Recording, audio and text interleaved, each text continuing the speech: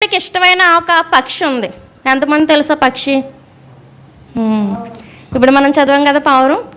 పావురం అంటే దేవుడికి చాలా ఇష్టం. ఇంకోటి ఏంటంటే సంఘాన్ని, అలాగే సంఘం అంటే ఎవరో మనమే. మనకి దేవుడు ఏం చెప్తున్నాడంటే పావురం వలె మనల్ని ఉండమంటున్నాడు.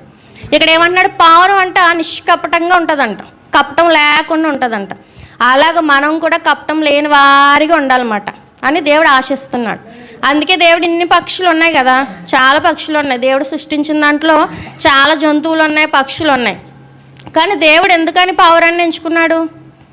ఎప్పుడైనా గమనించారా? చాలా ఉన్నాయి. గ్రద్ద ఉంది, దాన్ని కూడా దేవుడు ఎంచుకోవచ్చు. అది చాలా బలిష్టంగా ఉంటుంది, చూడడానికి కూడా బలంగా కనిపిస్తుంది. కానీ కేవలం పావురాన్ని దేవుడు ఎందుకు ఎన్నుకున్నాడంటే పావురం అంట చాలా దయగలిగింది, చాలా హృదయం కూడా చాలా శుద్ధి అయింది మాట తంది. ఎవరిది? పావురంది. అందుకే దేవుడు సంఘాన్ని, అలాగే నిన్ను నన్ను కూడా పావురంతో పోలుస్తున్నాడు అన్నమాట.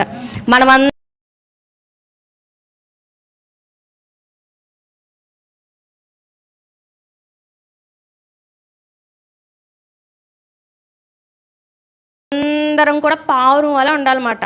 పావురాన్ని ఎప్పుడైనా మీరు గమనించినట్లయితే దానికి ఏ మట్టి, ఏ ధూళి లేకుండా శుభ్రంగా ఉంచుకుంటారు.